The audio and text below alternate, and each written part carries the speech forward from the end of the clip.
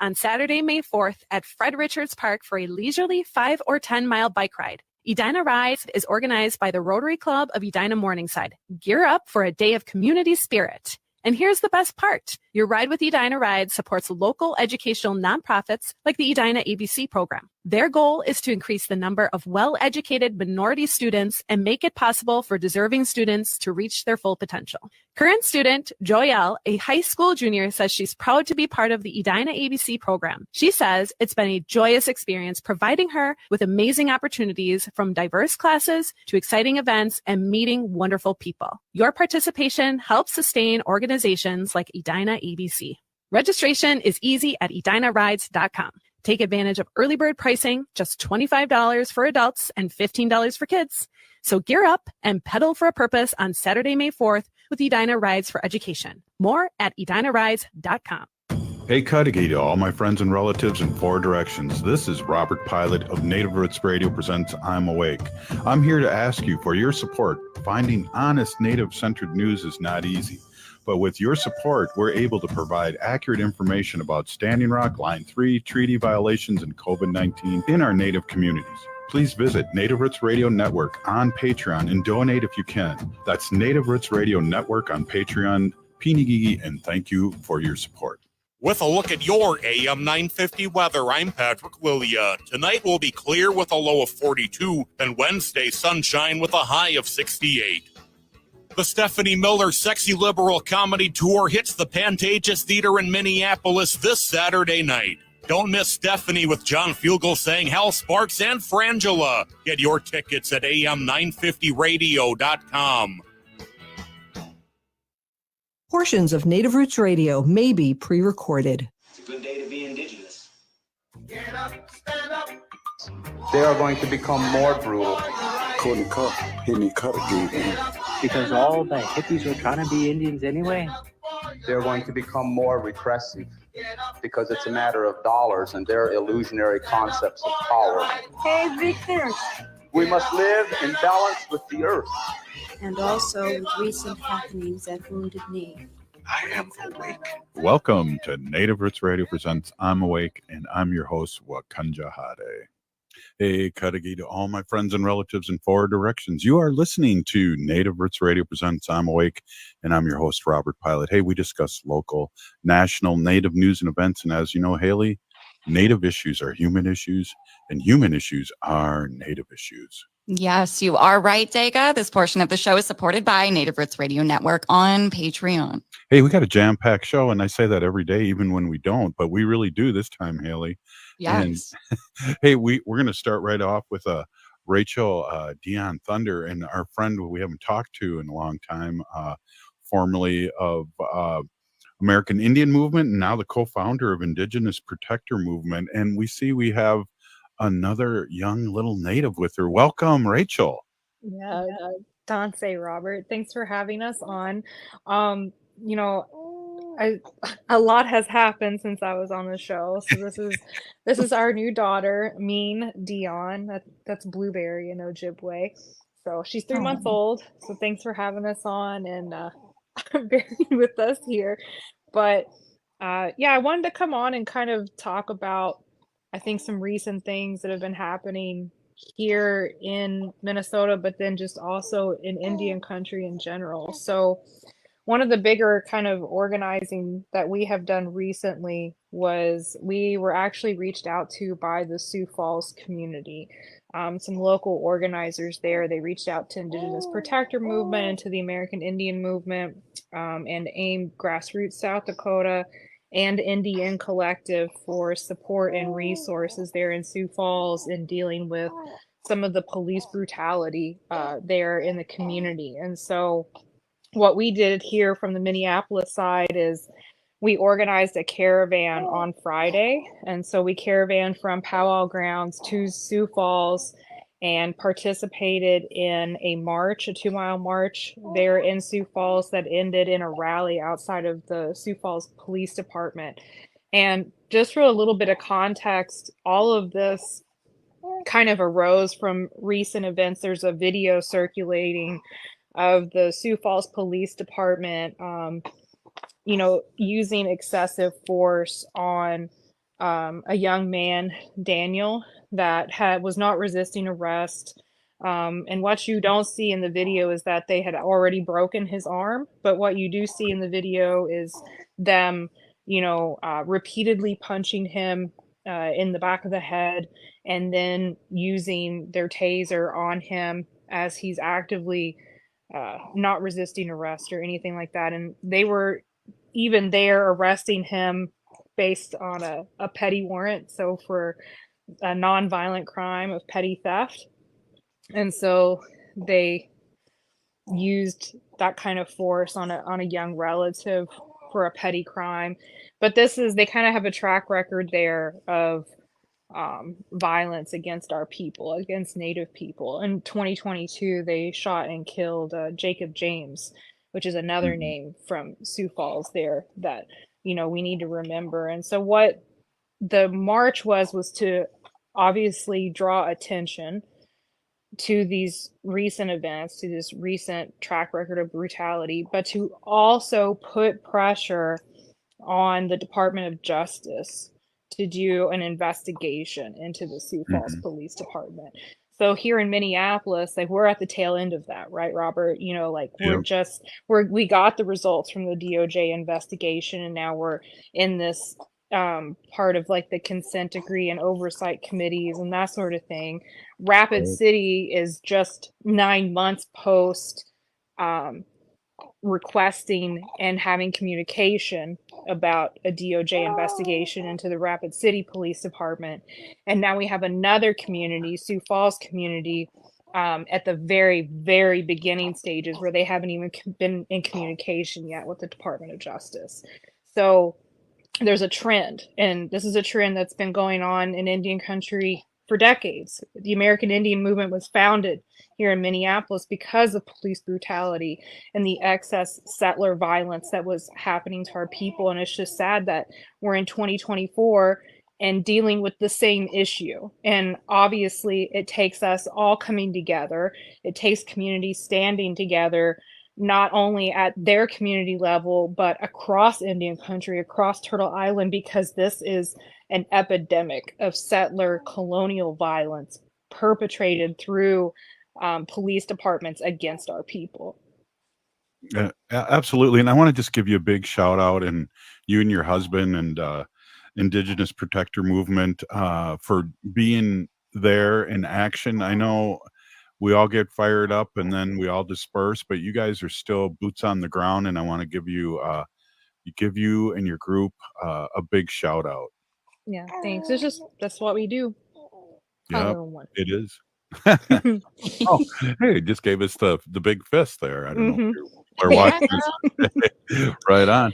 And we want to just is there any other call to action that our listeners can do? And I wanted to ask you that. I would say that the biggest thing right now is reaching out to the Department of Justice and asking for an investigation into the Sioux Falls Police Department, and then to just asking them to also put pressure and continue their investigation in the Rapid City Police Department as well. Yeah, and maybe later on the show we can get that information up for our listeners to either email or call. Also, I know, well, we've been friends for a long time, and we also were able to keep in touch with you when you did your walk to Washington, D.C. to free Leonard Peltier. I've heard some reports lately. I wonder if you could give us an update on how he's doing and where we're at with that. Right. So Whoops. We lost Rachel, and I bet you the little baby accidentally muted or something. Probably. But yeah, it's always great too to bring up what's going on with Leonard Peltier. And if you're a regular listener to the show, at the end of every episode for years, whether it was Wendy or me taking over now, we end with free Leonard Peltier now. And we just need to have more updates on what's going on. And I just really, longest serving political prisoner in the United States, and we want Leonard home. and we heard that, and Rachel was going to hopefully give us an update, but we were going to hear that he's not doing well, and he's older, and so there's that. Rachel, can you hear us? Oh, I think baby had enough. Just like she wanted the microphone. It's interview's over. Oh wow. Yeah, well, it's always great to see Rachel, Dionne Thunder in the community, and like you said, they're the boots on the ground, and it's groups like Indigenous Protector Movement and AIM, where we keep the support going. It's all year round. It's not just one protest. It's what can we do next? Where's the next one? Right on. Yeah, it definitely. And I got to give a shout out too to the American Indian Movement. Grassroots which is a somewhat newer offshoot of the American Indian Movement, and I know I think we got Rachel back. Rachel, the baby wanted no more interview. Actually, Crow Belcourt called me and it cut my my feed. So yeah, I don't think we have enough time completely for an update, but I don't know. I could give a really quick one after the commercial break if that works, Robert. Yeah, we got 30 seconds here too. So I mean, you can start it, and then we'll. Yeah. Oh no, we'll go to. Well, Rachel, you're right again. All these women on the show are always right. We're going to take a commercial break. You're listening to Native Roots Radio presents I'm Awake. Stay with us.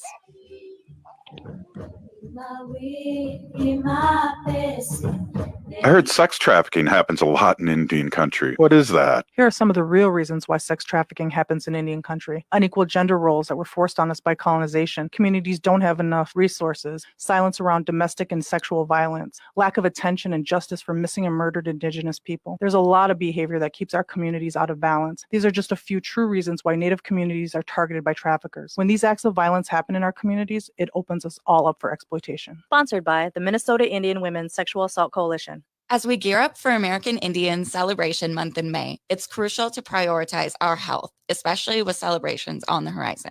If you start feeling off, like a fever, a tickle in the throat, or heavy fatigue, don't ignore it. Take an at-home COVID-19 test right away.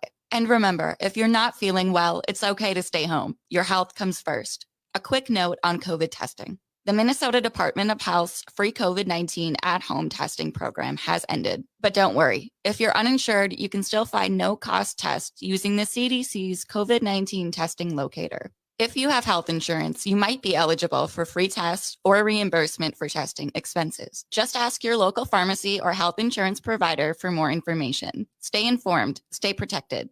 Let's prioritize our health this American Indian Celebration Month in May and ensure our communities and elders remain safe and healthy. This message is brought to you in partnership with the Minnesota Department of Health. Visit health.state.mn.us. Hi, I'm Chuck Manette, owner of Native Concrete and Masonry. Whether it's cracks in your existing sidewalks, steps, chimney restoration, or a whole new project, you can trust our team to ensure satisfaction through detailed planning and precision. Native Concrete and Masonry is a Native American-owned business, and we have worked with our clients throughout the Twin Cities metro area. We work closely with our clients to accomplish our initiatives. Learn more at nativeconcretemasonry.com. You're listening to Native Roots Radio. This is Spirit from Reservation Dogs. Get up and listen.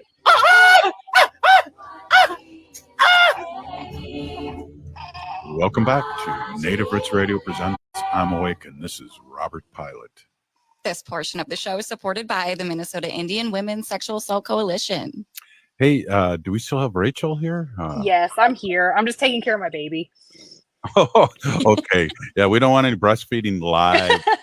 It's actually a diaper change live. We don't want that either. We don't want that either. We've heard of explosive. Anyways, if we could get a quick update on the Leonard's status. Of course. So I had talked to Kevin Sharp recently, Leonard Peltier's lawyer, and he gave me the update. Of course, Leonard is getting older. He's, right around 80 years old now. And with that are all of his health concerns that have been compounded by the very limited care of, the prison system over the years. So all of his issues, from type 2 diabetes to an abdominal aortic aneurysm, which is fatal if ruptured, is just, being compounded by his age and lack of care that he has received over the years. And kind of a result of that recently is that, he has lost pretty much all of his eyesight at this point. And that's a combination of cataracts and also just his diabetes, damaging his eyes. And so, this is 2024, which means that he is eligible for parole this year. And yeah. And so that is really one of two paths to his possible freedom right now. And so, Kevin and different individuals and teams are working and preparing, for that, to give Leonard the best possible chance at that parole hearing. The Federal Parole Commission is a 5-seat commission. Only 2 of those seats are currently filled. Yes. So, and that's something that is like an executive filled position. So President Biden could actually fill those positions through his nominations. And then, so the other path possible for Leonard's freedom currently is compassionate release. And there is a compassionate release petition right now filed in the BOP, so the Bureau of Prisons. And then, but that also has to go through the Department of Justice and still eventually would go to that same Federal Parole Commission. So either way, parole hearing or compassionate release petition, both have to go through that same parole commission committee that only has 2 seats currently filled.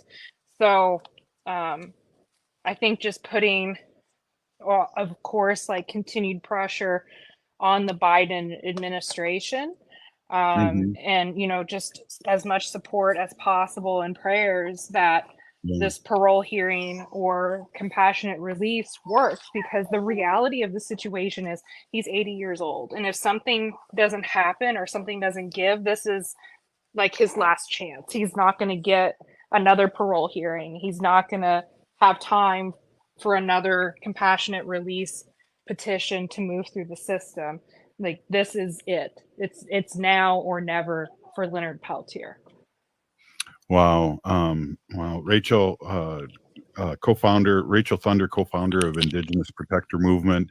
Thank you so much for that update, and take care. And we got to get you on more often. I know you're busy with the new one, and I was a little disappointed you didn't name your baby Bobby, but that's another show. Roberta. Yeah. Right. Yeah. That's what I say. All right. Thank you, Robert, and thanks, Haley. Yeah, thanks you so Rachel. much. We'll talk to you soon, Rachel. All right. Hey, switching gears here now. We have a guest here, and what's exciting is we have so many listeners in Wisconsin, and so when I saw Kristie, I go, wow, we got to get you on the show. Once I realized what Kristie does, and we had a great conversation at the Capitol in Wisconsin. Welcome to Native Roots Radio. Thank you so much. Can you hear me okay? Yeah, you sound good. You look good. Perfect lighting. I don't know how you do it. I'm good. Multiple lamps, Oh, cool. Robert, what an amazing, for me to follow Rachel Thunder. Whew, that's big. I mean, I have huge amounts of respect for her and her work and her years of dedication. So, wow, go Rachel. Thank you for all you do. Absolutely. Well, thank you for all you do too, because I want you to talk about what you got going on in Wisconsin and what you're doing for people that are less fortunate than a lot of us. And I'm going to give you, the next segment and a half to really push out what you're doing and how people can support you. Oh, thank you so much. Oh, I'm just really excited to be here for one, and love your show, love your messaging. This platform's so important. So yeah, I'm the executive director of Bikes for Kids Wisconsin. We were formerly known as Free Bikes for Kids Madison. We did our first bike giveaway program back in 2017 as Free Bikes for Kids. And Free Bikes for Kids was a chapter of a national organization, and it was centered around this bike giveaway program. So the model was a 10-week bike giveaway program, kind of this fast and furious, collect a lot of donated bikes, and then refurbish them over the winter and then give them away in the spring. And I've been here. I think my 4-year anniversary is April 24th, so just a couple of weeks away. And we've changed a lot. And really, I think a lot of that had to do with bringing in someone like myself who has lived with less, who has relied on a bicycle not just for recreation and a hobby, but for a lifeline. So we really pivoted a lot during the pandemic. And we just changed our name here in December because we're doing so much more. We have an array of programming to support the people who receive our bicycles. And we've given away over 10,000 bikes here in just a few weeks. That number, Robert, is going to be almost 13,000 bicycles here in just a few weeks. So I'm kind of running on adrenaline right now because we got a lot going on, and we're very excited about our bike giveaway program happening here.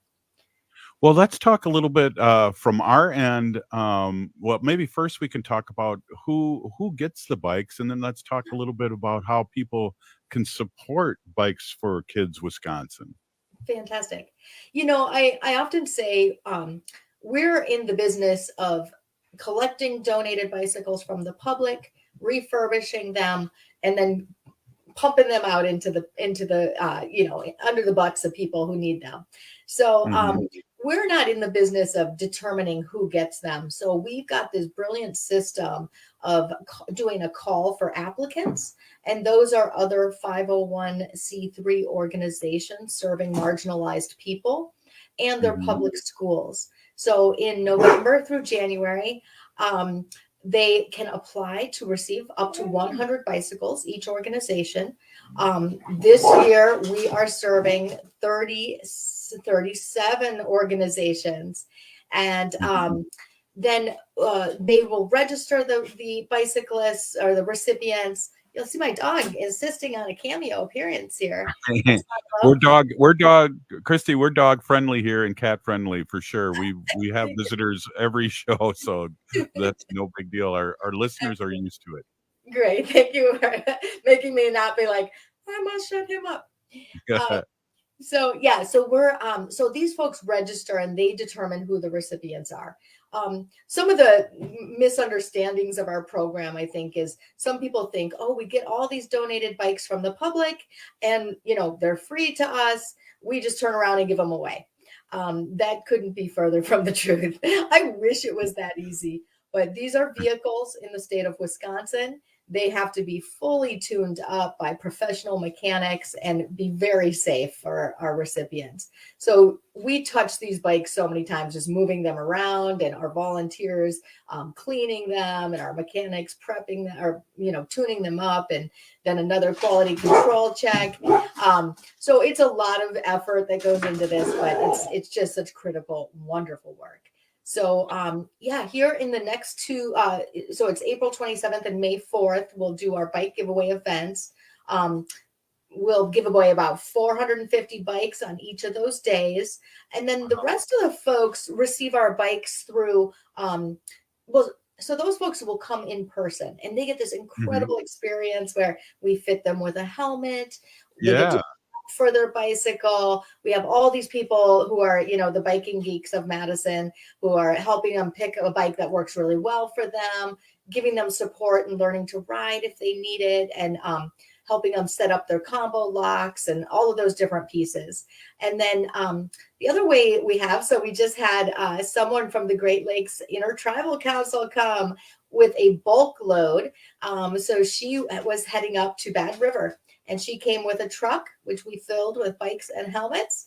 And then she took them up there. And then the rest are through a voucher program that we use to give bikes away on an as-needed basis through the year. And those are like through food pantries or the local job center.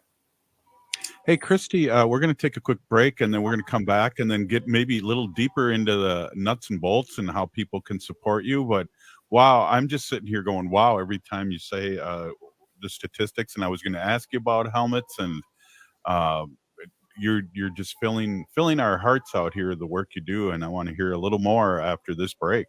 Sounds good. Right on. Hey, this is Native Roots Radio presents I'm Awake, and we'll be back after this short break. Stay with us. The city of Minneapolis is now on Native Roots Radio with Minneapolis AIR. AIR stands for American Indian Relations. Guest host Christine McDonald talks to people about important things affecting the city's Native communities. Minneapolis AIR dives into topics like public safety, public health, elections, and so much more. Tune in to Minneapolis AIR on Native Roots Radio from 5 to 6 p.m. on the second Wednesday of every month, right here on AM 950. Minnesota has the only original wolf population in the continental United States. And 80% of Minnesotans believe the wolf should be protected. Howling for Wolves is asking Minnesotans to respect our true wildlife manager, the wolf. Their survival is critical to our ecosystems, our communities, and even our economy. As highly intelligent animals with strong social bonds, Minnesota wolves deserve to be protected and admired. Learn more at howlingforwolves.org. Let's live and let howl. Howl! J&S Bean Factory is a Native-owned, community-supported, cozy, artsy coffee shop which offers roasted on-site beans, live music, and baked goods. Relax in the beautiful outside patio. City Pages writes, voted top 10 coffee shops. Tucked into a quiet corner of St. Paul's Highland Park neighborhood, this coffee shop roasts beans on-site from the best coffee-growing countries in the world. Located at 1518 Randolph Avenue, St. Paul. The good stuff. AM 950, KTNF, St. Louis Park, Minneapolis, St. Paul. Being a foster grandparent has definitely given me a purpose in life. I'm a best student because of her. Foster grandparents are role models, tutors, and friends to children with exceptional needs. So we go into the classroom and work with those children who are not quite up to their grade level. Best part of being a foster grandparent volunteer, watching the light up in the kids' eyes. And you can see their success, and it's really rewarding. I am so proud of the work that I do here. It is the best feeling in the world. She helps me with reading sometimes. I love Grandma Lydia. Thank you, Grandma. Thank you, Grandma Carol. Thanks, Grandma Jen, for helping me. I'm living again, and the foster grandparent did that for me. It's the best part of my life. To learn more about how to become a foster grandparent and help children in need, call 1-800-942-2677 or visit SeniorCorps at nationalservice.gov. Seward Co-op is now offering convenient self-serve and prepackaged hot options and salad bars at both the Franklin and Friendship stores. Breakfast items available daily until 11 a.m. and brunch served all day every Sunday. Their weekly lunch and dinner menus highlight cuisines from around the world. They offer vegan, vegetarian, and gluten-free options daily. 95% of the ingredients used are organic from small-scale, local community food producers whenever possible. More at seward.coop. We are back and bigger than ever, baby. You're invited to Stephanie Miller's Sexy Liberal Save the World Tour. It's the comedy event of the year, and it's coming to a city near you. Join Stephanie with Sexy Liberals, Hal Sparks, John Fugelsang, and comedy duo Frangela for a hilarious ride as they heroically deconstruct the unfolding events of 2024 with an up-to-the-minute, side-splitting evening of comedy. Get your tickets now. Live at the Pantages in Minneapolis, April 13th. Tickets on sale now at Ticketmaster.com. With a look at your AM 950 weather, I'm Patrick Lilia. Tonight will be clear with a low of 42, and Wednesday sunshine with a high of 68. Welcome back these warmer nights with the hottest concert venue in the Twin Cities at Crooner's Supper Club in Fridley. Crooner's is located just north of I-694 off Highway 65. View food menus, concert venues, and schedules at croonersmn.com.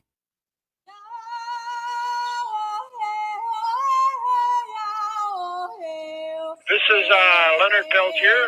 I am in Coleman 1 U.S. Penitentiary, and I'm listening to Native Roots Radio. And we're back to Native Roots Radio presents I'm Awake, and this is Robert Pilot. This portion of the show is supported by All My Relations Arts and their current gallery exhibit Okizi in partnership with the American Swedish Institute, now until April 13th off of Franklin Avenue in Minneapolis. Hey, good read, Chujunk. We are here with Kristie GoForth, Bikes for Kids Wisconsin, and wow, what an organization, and what a great simple idea that sounds pretty complicated, but put it all together. But wow, what a great idea! Welcome back. Thank you. You know, I think being in Dane County, Wisconsin, it's a huge bike community. So there are so many bikes in this community. And you know, if any of you have kids, every year it's like your kid has outgrown their bike. So, you know, if it doesn't get passed through, then you've got to find someone else who needs it. And so we get a lot of those turned in. It's incredible the number of bikes we have in our shop right now. It's pretty amazing to see. So do you have volunteers tuning these up then? And that's a lot of work too. Yeah, it is. It is. Our volunteers mostly are doing the cleaning and getting them ready for our professional mechanics who are paid staff to do that, you know, make sure they're completely refurbished and tuned up. But we have some incredible volunteers. They're incredibly dedicated. It's a small army, I'll tell you that. It's, I would say actively during the week, it's probably about 30 to 40 regulars. And then we're managing about 120 volunteers in all through this program. Wow. Well, I think a politician would love a team like that to help get the vote out. My goodness. Oh, if only, right? Right, exactly. Yeah. Well, how can people donate? Especially, we have listeners all over the country, but we're on 18 stations here in Wisconsin. How can people support you financially? Where can they find your website or Facebook? Yeah, thanks for asking. I'll give a shout out quick to David. I saw was out listening in Virginia, a couple of our volunteers who've recently donated. Nice. You can find us at bikesforkidswi.org, and it's really easy to find a place to donate. So you can donate financially. Like I said, we like to give away a helmet. We like to give away a lock and a set of lights as well, because those safety accessories, number one, you're supposed to have a headlight according to the state law. And we have talked to brown and black people who've been pulled over by police for not having a bike light on. I'm sorry, that wouldn't happen to white people, but it does happen to others. So it happens to some of the people we serve. So that's important. And then a lock, of course, to keep your bike secure so you can use it reliably.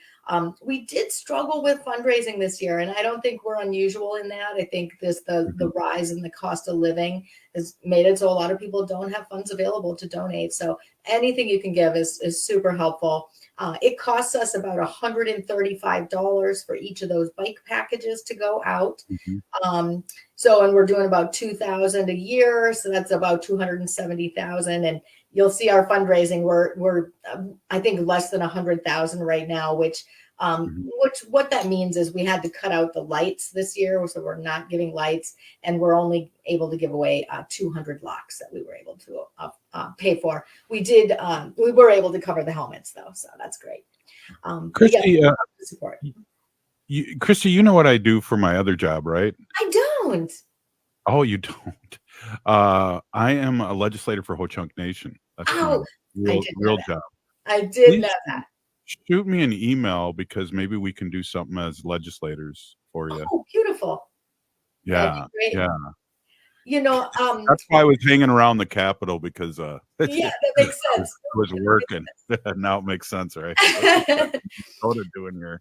You know, so can I share a quick story? Do we have time for a story? Absolutely. Yes.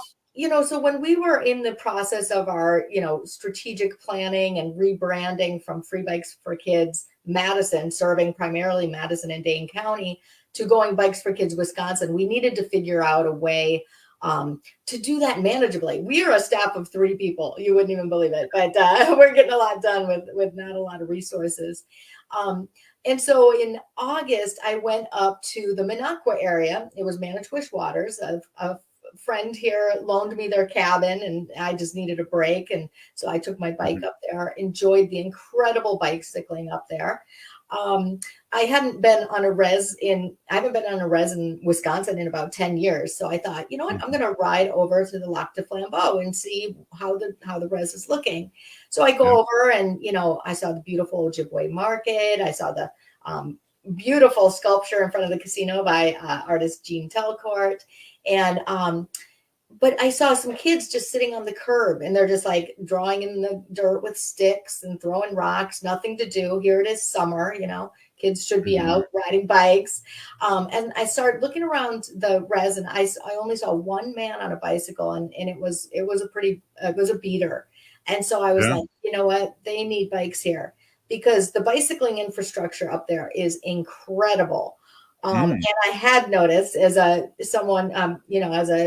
Ojibwe woman and a biker, and I notice everyone when I'm biking, like, how many people am I seeing that are not white, or don't appear to be white? And it's not a lot really, and even here in Dane County. And so I head over to the tribal office, and there's a vestibule filled with literature, and I was just going to try to find one business card to make that connection. And this lovely woman comes out, and she says, "Can I help you?" And I said, "Oh yeah, I wasn't going to bother you, but I had my Free Bikes for Kids t-shirt on." And I said, "I'm with this organization, and we give bicycles away. And, I'm also a member of the Sioux tribe in Michigan, and I'm feeling like you need bikes here." And she's like, "We would love bicycles." Her name was Jan. And so I told her, I gave her my card. She immediately connected me to Suzette with the Great Lakes Intertribal Council. And that's how that all came about. And so when I came back home, I thought, this is how we tackle becoming a statewide organization. Is one of the ways we can identify populations in need is through reservations and tribal populations. So that's kind of how we're tackling that now. And then we're partnering with some organizations like Habitat for Humanity. They have many chapters throughout the state. So we'll be giving bikes to Habitat for Humanity Wausau. Their home recipients will find beautiful bicycles in the garage as well. Wow, that's awesome. Give one more shout out to how people can contact you, and I want you to shoot me an email too after this. I will do it. Maybe talk, because that's awesome work you're doing in the state of Wisconsin. Great. Yeah. bikesforkidswi.org. And anything you can do to help, every little bit helps. It costs us $10 for a helmet. So we buy 2,000 helmets a year. So you can see the costs add up quickly, even though the bikes are donated. And I'll tell you, these bikes are incredible. Like, the quality over the 4 years since I've been here has really jumped, and it's very nice bicycles. So it's wonderful to see the generosity of people here. Wow, Kristie, great story, and we got to have you on again for an update. Really awesome. I want to just say a big Peenagigi thank you so much for coming on. Thank you all. All right. Hey, we got another guest here, and we are talking to Janice Denny, a Metro State University Students Success Coordinator. Welcome to Native Roots Radio. Hello. How's everyone? Good. We're just doing our show here, and now you're the next special guest, and I'd really love to hear what's going on at the Metro State University here in Minnesota. Okay, I started Metro State University in October of last year, so I'm relatively a new employee, and I still feel that way. I'm still learning, and but I'm not new to education.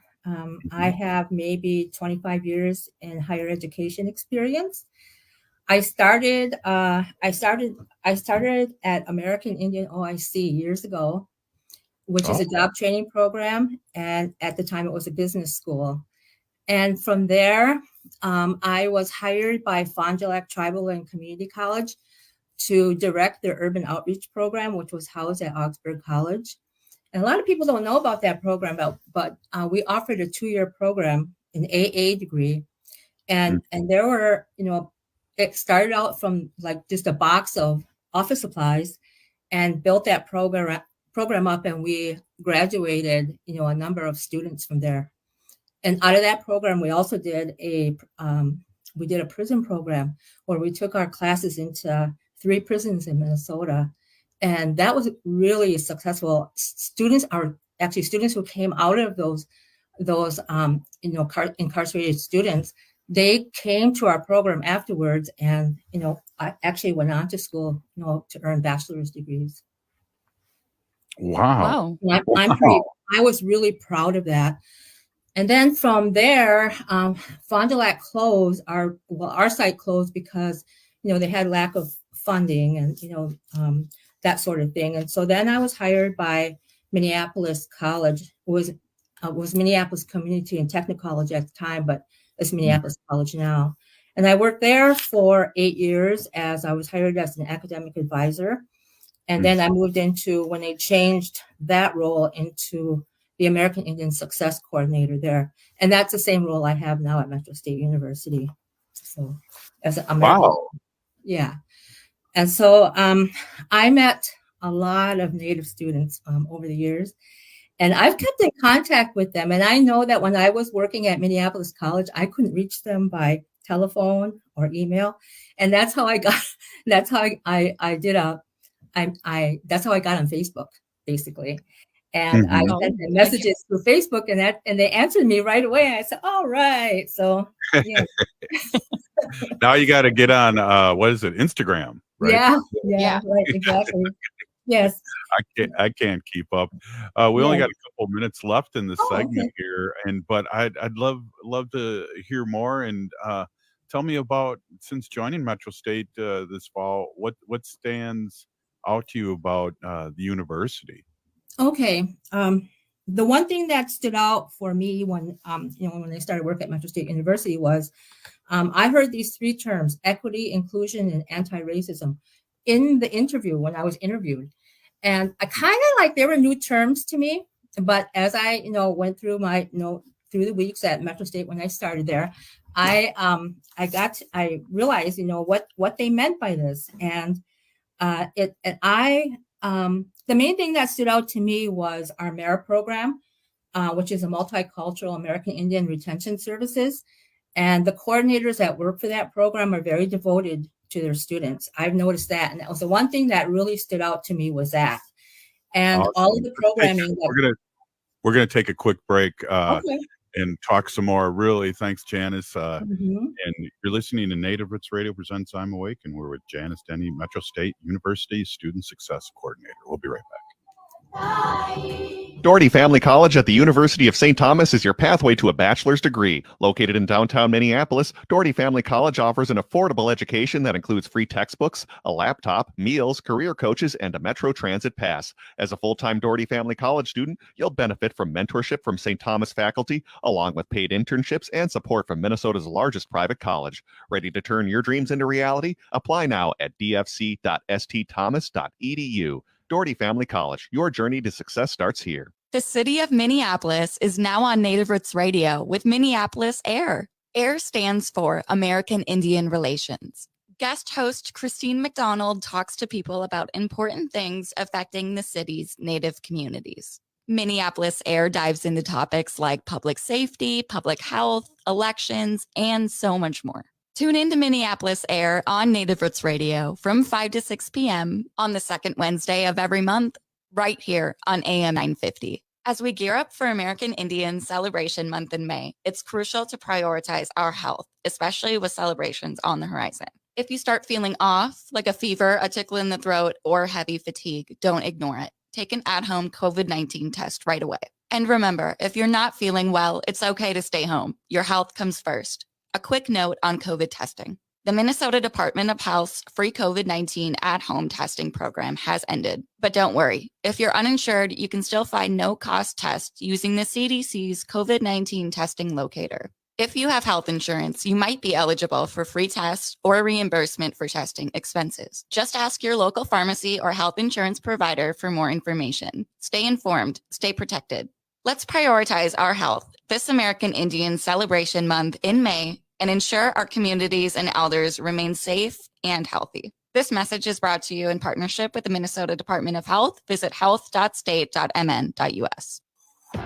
Anine, I'm Lieutenant Governor Peggy Flanagan, and you are listening to Native Roots Radio.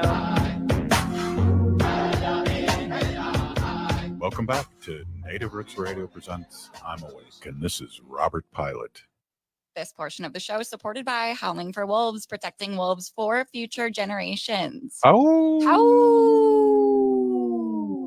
Well, we are here with Janice, Denny, Metro State University Student Success Coordinator, and we were talking a little bit about how Metro State really is committed to equity, inclusion, and anti-racism. We're really happy to have you on here and happy to hear that. Yes. I know that when students come into Metro State, pretty much they're transfer students, and so they're kind of familiar. They've gone to college before. But the services that are offered at Metro State University, especially for my program, which is Native program, is they have provided a special space for Native students. They're called Native Circle Space, and it's a separate area. Actually, it's a room where they can study, they can do homework there, and they provide a coffee and microwave and all that sort of thing, snacks and all that sort of thing in there. And I think that's one of the things that the students really enjoy the most there. And I know that the flexibility, affordability, and even transferability, meaning transferring credits, is one of the things that students look at when they are looking for colleges. And when I worked at Minneapolis College, many of the students there transferred into Metro State just because of those things. And wow. And then we have also assisted students with the financial aid process as well. And in the fall of 2024, Minnesota is offering the North Star Promise Scholarship, which provides free tuition for students. And there are going to be a lot of students that are eligible for that. Really, all they have to do is fill out a FAFSA application, the free application for federal student aid, and that's it. And the financial aid determines the award from there. And so we're all kind of excited about that. So I love Metro State because like you have people from 15 to 85 years old there, and people feel comfortable about being at the campus and coming back and being a lifelong learner too. Exactly. A lot of the classes are part-time, and many of them are online too as well. Of course, that stems from COVID, but it works out for students who are working adults, and it has worked out very well. And I've really enjoyed my time so far there, and I'm looking forward to new things happening. And I really enjoy the programming that's done there as well. I've taken part in like the open house, Spring Fest. Culture Day is Thursday. Looking forward to that. And we're going to be wearing traditional outfits and having our cultural food and those kinds of things. And so that should be kind of exciting, actually. I'm looking forward to it. Yeah. Can you talk a little deeper about the North Star Promise Scholarship? Yeah, it's going to, like I said, it's going to be starting in the fall of 2024. And to be eligible, you have to be a Minnesota resident. You have to fill out the FAFSA application. The income guidelines are you need to be below $80,000 per year, and many of our students are below that. And you can't be in default of a student loan, and you have to be enrolled in a college, working toward a degree, taking at least one credit. So, and of course, you have to be, you have to meet the satisfactory academic progress as well to be eligible. And you should be working toward a bachelor's degree. It's a new program, and it's very exciting because it's free tuition, and hopefully many of our students will apply for it. Or actually, they don't have to apply for it as long as they do the FAFSA. That's really all they have to do. So there should be that should come out pretty well for students next year. We also work with Go ahead. Sorry, is the North Star Promise, is that for first time students going to get their bachelor's, or can this be a second time student coming to get their second? No, it can be a second time student. Yes. As long as they're working toward a bachelor's degree. Yes. Oh, great. Yeah. Well, there you go, Haley. In our program, the merit program, we also work with veterans. So, our veterans that's part of our program as well. And so yeah. That's so important. Yeah,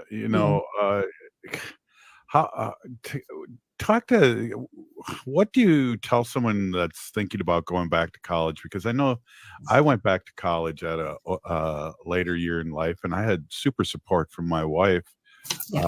And tell us what you would say to someone that's just thinking about it. Well, I would say, just from personal experience working with younger students, take it slow.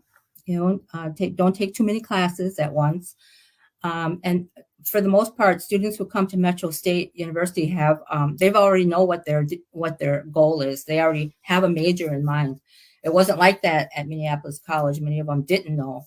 And so when they come into Metro State U, then they know what they know whether they want to be in nursing or, accounting or whatever it is.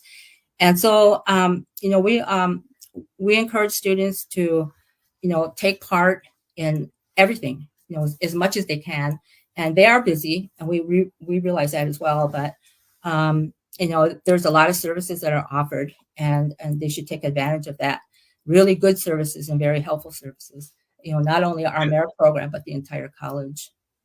Well, I'm reading here, Metro State offers many student services like multicultural and American Indian retention services. Can you tell us a little bit about that? That sounds like a mouthful, but it really sounds like something that really needs to be happening. Yeah, that's our program. That's what I work for the merit program, and we do cultural programming. And the coordinators work with Black African students, Latinx, Asian, and Pacific Islanders, LGBTQ students, and Native students and veterans. And so we take part, we do our own cultural programming. And so each coordinator does their own part in programming. So as you can see, there's like 6 of us, 6 coordinators. And so there's a lot of things going on at Metro State. It's almost every week there's something going on. And it also includes food, cultural food too. And so it's, we celebrate our students. That's what we do. We do graduation celebrations. We have Mayor has a semester jam where it's just like celebrating students, just students getting together and getting to know each other. And that's really important. Because students will come to school, if they're not taking classes, in person, they're doing online, so they don't really get to see or know each other. But if they ever have time to come to one of these events, they get to know each other. And then we also have a student, it's like a student club, and each of us have, we kind of lead the student clubs. And so that's another way to get involved. It's like, having a president, vice president, treasurer, and a secretary. And so we're actually organized that way. And so we can, and the student clubs can also request their own funds for funding and whatever kind of, events they like to have besides just the programming from Metro State. So that's really important. This is really all exciting news. I want to, before we get off the air here, I want to talk about what's happening this Saturday at 9 a.m. Some events are happening up there right now, a graduate program preview day. Tell us a little bit about that and what people have to be prepared for. Yeah, on April 13th, this Saturday, starting at 9 o'clock, I think it goes from 9 until noon. There's a graduate program preview day. And this is for students who are graduating either with a 4-year degree or certificate program. And what they do is prepare these students for for the end of their their schooling at Metro State. And it's really, they get to meet. It's actually not the end, but actually the beginning. Actually, I should say. And they get to meet expert faculties, advisors, staff, and some of the current graduate students will come in also, to give a brief presentation or answer any questions as well. So, and that's the one thing that I really appreciate about Metro is that they do this programming specifically for students, for whatever helps and supports them. And it's really important because students really need a lot of support. I know Native students need a lot of support, but all students really do. Thanks, Janice, Denny, and Metro State. Really appreciate it. We're still here. We are the 7th generation. Native Roots Radio presents I'm Awake. And free Leonard Peltier now. Hi, I'm Scott Shambot from